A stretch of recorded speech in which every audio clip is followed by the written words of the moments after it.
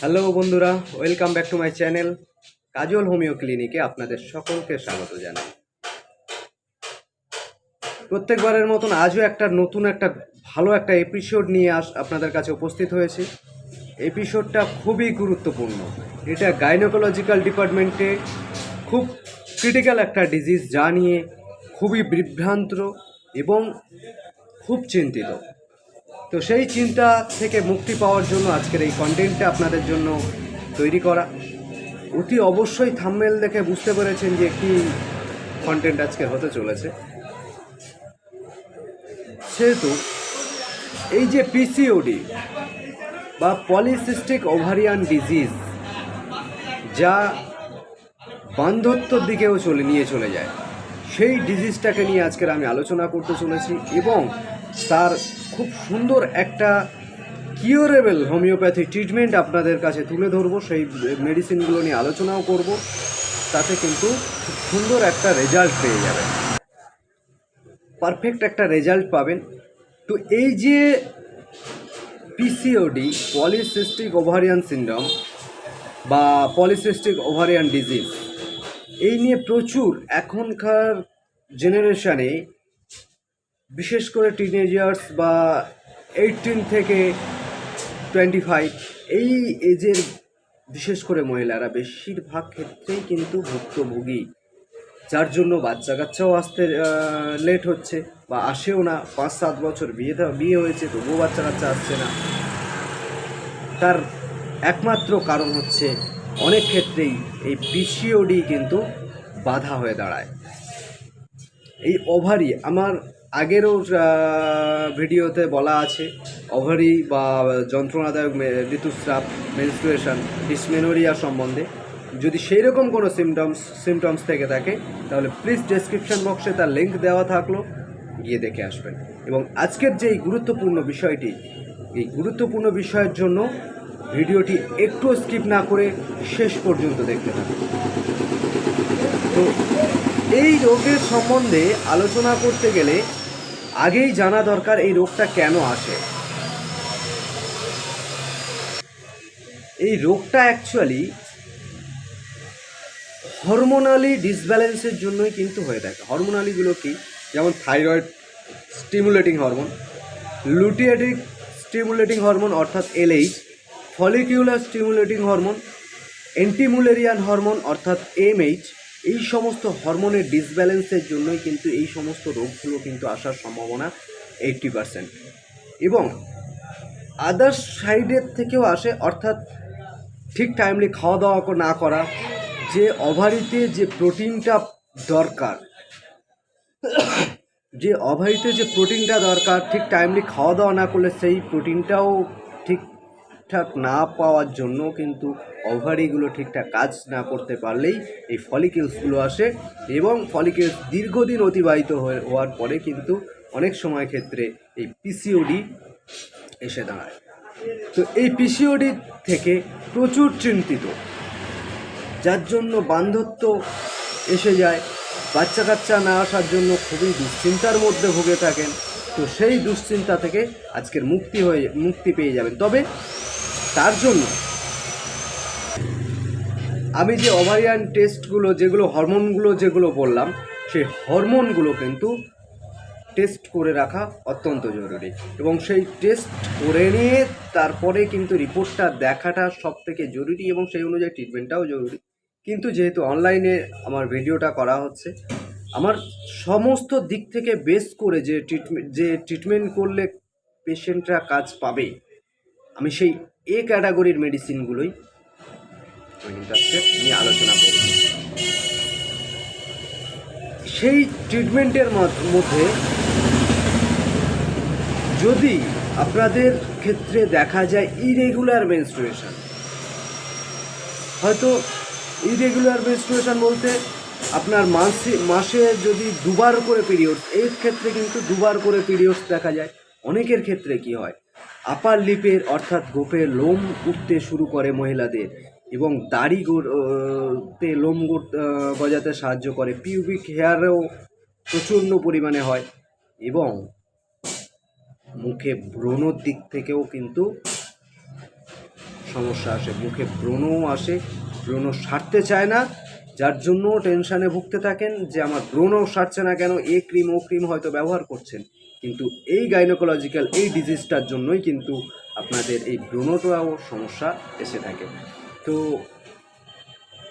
এই যে irregular period, মাসে দুবার করে পিরিয়ডস মেনস্ট্রুয়েশন হওয়া, বা একদম অ্যাবসেন্স অফ মেনস্ট্রুয়েশনের মতন স্ক্যান্টি পিরিয়ডস, মানে হয়তো 2-1 ঘন্টা একটু আধটু পিরিয়ডস দেখা গেল, ক্লিয়ার হলো না, এর জন্য কিন্তু এই সমস্যার জন্যই কিন্তু এই সমস্যাগুলো আসে, এই রেগুলার পিরিয়ডস, স্ক্যান্টি পিরিয়ডস এবং ডিসমেনোরিয়ার মতন রোগগুলো কিন্তু দেখা যায়। তো এই ডিসমেনোরিয়া রোগের কজেসটা, কারণটাও আমি বললাম, এবং এই যে পিসিওডিরও কজেসটা আমি বললাম। সেহেতু এবার ট্রিটমেন্টের দিকে আসতে গেলে আপনাদের ম্যানেজমেন্টগুলোও কিন্তু প্রয়োজন। ম্যানেজমেন্টগুলো কি? ঠিক টাইমলি খাওয়া দাওয়া করা, ঠিক টাইমলি ঘুমোনোটাও কিন্তু প্রয়োজন, অবশ্যই প্রয়োজন। ঠিক টাইমলি ঘুমোনো, খাওয়া দাওয়া করা, এবং যে রিপোর্টগুলো বললাম, TSH, LH, FSH, prolactin with এমএইচটা যদি করতে পারেন আরও ভালো হয়। এই রিপোর্টগুলো একটু করে নেবেন। যদি আপনারা ভুগে থাকেন প্রপার, তাহলে সেই রিপোর্টগুলো আমার সাথে কনসাল্ট করতে পারেন। আমার ডেসক্রিপশান বক্সে ফোন নাম্বার দেওয়া থাকলো, ফোন নাম্বারে আমার হোয়াটসঅ্যাপে রিপোর্টগুলো পাঠালে আমি আপনাদের মেডিসিন সাজেস্ট করে দিতে পারবো রিপোর্ট অনুযায়ী। তো বেশি ভিডিওটা লং না করে ট্রিটমেন্টের দিকে আসা যাক। আমার এই ডিজিজের উপরে সাজেস্টেড ফার্স্ট মেডিসিনটা হলো CPR-200। এই CPR-200টা কিন্তু খুব ভালো একটা মেডিসিন, যা গাইনোকোলজিক্যাল ডিপার্টমেন্টটাকে খুব স্ট্রং রাখে। এই CPR লক্ষণটা হলো স্ক্যান্টি পিরিয়ডস, যেটা আমি আলোচনা করে গেলাম, সেটার দিক থেকে কিন্তু খুব কার্যকরী।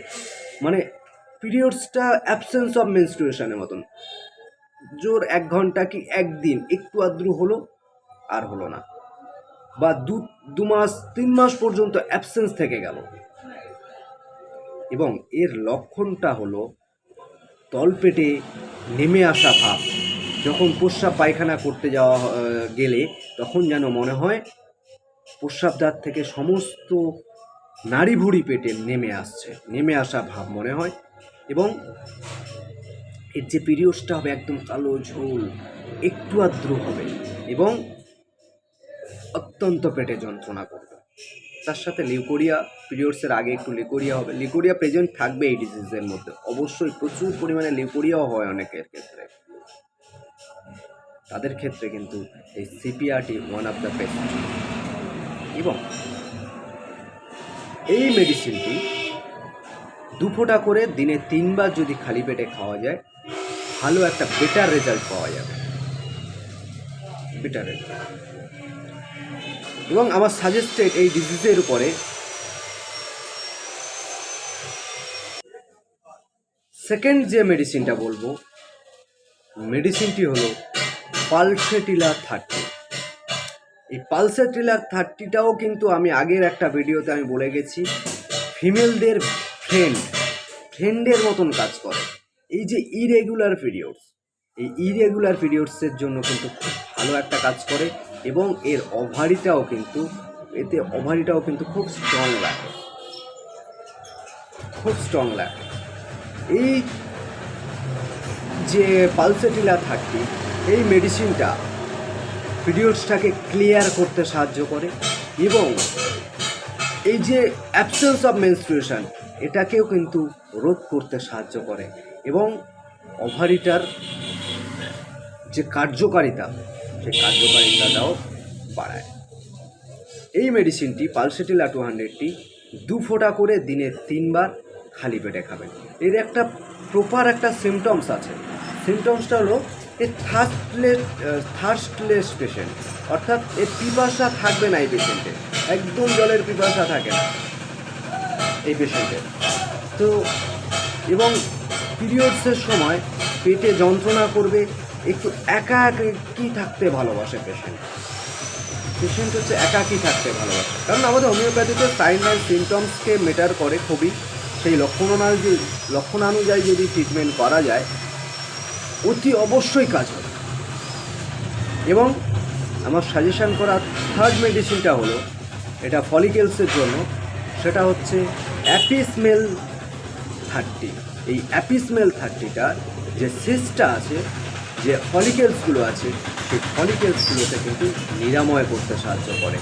যে ওভারিটার উপরে যে ফলিকেলসগুলো আছে, যে সিস্টটা আছে, সেটার দিক থেকে খুব ভালো কাজ করে।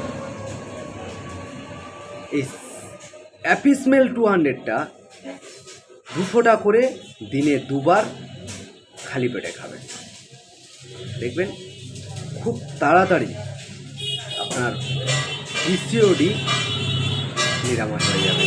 আমার নিজের পেশেন্টের দ্বারা পরীক্ষিত এবং প্রমাণও পাওয়া গেছে।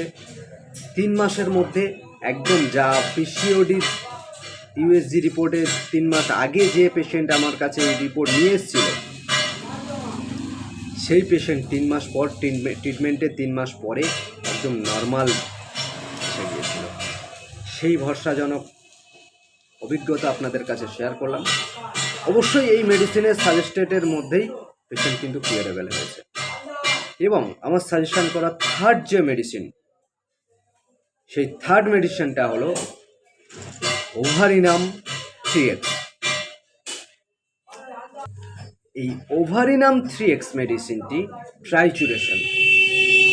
ট্রাইচুরেশন মেডিসিন। এটা ওভারির প্রত্যেকটা সেলকে স্ট্রং করে, স্ট্রং করে।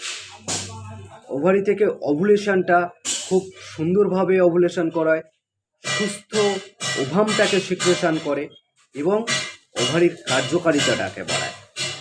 তাহলে এই যে বান্ধত্বটা, এই বান্ধত্বর হার কিন্তু পার্সেন্টেজ কমিয়ে যায় এবং সুস্থতা লাভটা খুব দ্রুত করে দেয়। খুব দ্রুত কিন্তু সুস্থতা লাভ করা যায় এই ওভারিনাম 3X যদি খাওয়ানো যায়। এই ওভারিনাম 3Xটা দুটি করে মেডিসিন চুষে খাবেন। খাওয়ার পর উষ্ণ একটু গরম জল খাবেন। খেলে ঔষধটা কাজটা ভালো হবে, বেটার রেজাল্ট পাবেন। এই মেডিসিনটি দিনে 2 বার খালি পেটে খাবেন, দেখবেন পিরিয়ডসটাও আগে যেমন ইরেগুলার ছিল, স্ক্যান্টি যদি থাকে, স্ক্যান্টি হলেও ডেভেলপ হবে। যদি প্রফিউজ ব্লিডিং, এই ক্ষেত্রে কিন্তু অনেকের ক্ষেত্রে প্রফিউজ ব্লিডিং হয়, এত ব্লিডিং হয় যে রক্ত শূন্যতা হয়ে পড়ার মতো। তার থেকে নিরাময় যদি পেতে চান তাহলে অবশ্যই আমার সাথে কনসাল্ট করে নেবেন, বা আমি মেডিসিন বলে দিচ্ছি, সেটা হচ্ছে হেমামেলিস 30। এই মেডিসিনটা যদি প্রফিউজ ব্লিডিং হয়, সে প্রফিউজ ব্লিডিং হলে তাহলে এই হেমামেলিস 30টা খাবেন, দেখবেন আপনার ঠিক পরিমাণ মতন হবে, ডেটটাও লং হবে না, একদম 4 দিন থেকে 5 দিন এর মধ্যেই থেকে সীমাবদ্ধ থাকবে এবং আপনি দ্রুত আরোগ্য লাভ করতে পারবেন এই ভাইটাল একটা ডিজিজ থেকে। তো বন্ধুরা, ভিডিওটি বেশি লং না করে এ পর্যন্তই থাকা যাক। ভিডিওটি যদি 1%ও যদি একটু উপকারে লেগে থাকে, প্লিজ ভিডিওটিতে একটা লাইক করবেন এবং কোনো এনি কাইন্ড অফ প্রবলেমে আমার কমেন্ট বক্সে কমেন্ট করে বলবেন কী কন্ডিশান, কী সমস্যায় ভুগছেন, তাতে আমি রিপ্লাই অবশ্যই দেওয়ার চেষ্টা করব এবং দিচ্ছিও। এবং যদি জরুরি বিষয় কোনো কিছু থাকে, কোনো রিপোর্ট যদি দেখানোর থাকে, আমার ডেসক্রিপশান বক্সে ফোন নাম্বার দেওয়া থাকলে ফোন নাম্বারে আমার হোয়াটসঅ্যাপের রিপোর্টগুলো পাঠাতে পারবেন। আমি হোয়াটসঅ্যাপ থেকেই আবার নতুন করে মেডিসিন সাজেস্ট করে দিতে পারবো রিপোর্ট অনুযায়ী। তো ভিডিওটি এই পর্যন্তই, দেখা হচ্ছে পরের অন্য কোনো ভিডিওতে অন্য কোনো রোগ সম্বন্ধিত বিষয় নিয়ে আলোচনা করব এবং তার ট্রিটমেন্টের সাথে নিয়ে আপনাদের কাছে উপস্থিত হব। তো আমার এই রোগ সম্বন্ধিত ট্রিটমেন্ট পেতে গেলে চ্যানেলটিকে প্লিজ সাবস্ক্রাইব করবেন এবং পাশে থাকা বেল আইকনটি প্রেস করতে একদম ভুলবেন না। তাহলে আমি যদি যখন নতুন কোনো ভিডিও আপলোড করব আপনি নোটিফিকেশানটা কিন্তু পাবেন না। এই কারণের জন্য বেল আইকনটা অবশ্যই প্রেস করবেন। এই পর্যন্তই থাকলো। নমস্কার, সবাই ভালো থাকবেন, সুস্থ থাকবেন, সকলকে সুস্থ রাখবেন। জয় হিন্দ।